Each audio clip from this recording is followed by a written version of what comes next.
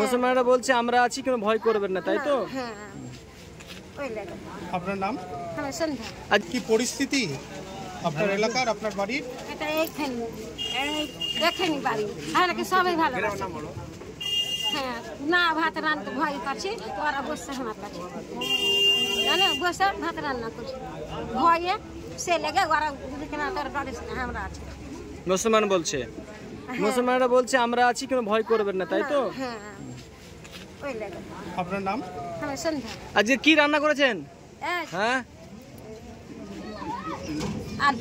হ্যাঁ, আমরা চাই আমরা গ্রামবাসী সব শান্তিতে থাকতে পারি। আমাদের মসজিদের উপরে অত্যাচার হচ্ছে, আমাদের ছোট ছোট বাচ্চাদের উপরে অত্যাচার হচ্ছে, ছেলে মেয়েদের উপরে অত্যাচার হচ্ছে। আমরা এগুলো অত্যাচার পছন্দ করি না। আমরা শান্তি চাই, আমরা সান্ত্বনা চাই। আমরা পরিবার নিয়ে, বাচ্চা কাচ্চা নিয়ে আমরা সান্ত্বনা থাকতে চাই। স্বাভাবিকভাবে আন্দোলন চলছে, সারা ভারতবর্ষ জুড়ে আন্দোলন চলছে।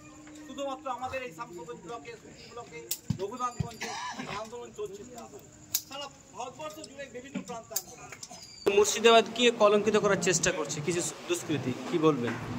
দেখুন, এই যে আজকে একটা ওয়াকফ আইন যেটা পাস হয়েছে 2025, এর প্রতিবাদ করার অধিকার আছে এবং এর প্রতিবাদ করার অধিকার আমাদেরকে সংবিধান দিয়েছে। সেই সংবিধান অনুযায়ী আমরা যে কোনো জায়গায় আমরা তার প্রতিবাদ করতেই পারি, কিন্তু প্রতিবাদ করতে গিয়ে কিছু অ্যান্টি সোশ্যাল বা অসামাজিক লোক যেভাবে এই আজকে আমাদের হিন্দু মুসলিম একটা বিভেদ সৃষ্টি করে দিল এবং আমাদের এই বিভিন্ন জায়গায় যে অশান্তির বাতাবরণ একটা তৈরি করে দিয়েছে, এর জন্য আমরা সবাই উদ্বিগ্ন এবং আমরা হিন্দু এবং মুসলিম সকলে আমরা চিন্তিত হয়ে পড়েছিলাম।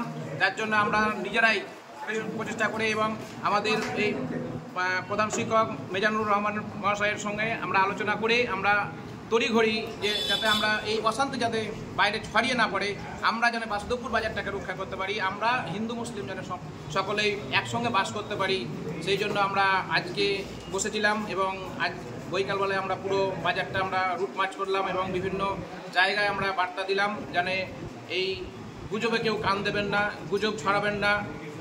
কেউ যদি গুজব ছড়ায় তাকে জিজ্ঞেস করুন তুমি কোথায় শুনেছো।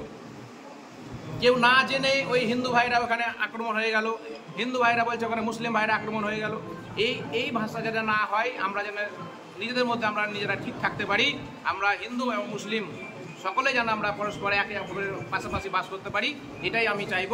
এবং এই উদ্দেশ্য নিয়ে আমরা সকলের কাছে আবার আবেদন রাখছি যে কেউ গুজব ছড়াবেন না এবং গুজবে কান দেবেন না। আমরা সকলে হিন্দু এবং মুসলিম সকলেই এক জায়গায় আমরা যেমন ছিলাম সেইভাবে ভাই ভাই হিসাবে আমরা বাস করব। কবির ভাষায় যেমন আমরা জানি, আমরা মোরা এক বৃন্দে দুটি কুসুম, হিন্দু মুসলমান, হিন্দু তার নয়নমণি, মুসলিম তার প্রাণ। এই জায়গাটায় আমরা ঠিক থেকে আমরা যেন সকলে সহাবস্থান করতে পারি। আপনার নাম? আমার নাম রতন কুমার দাস।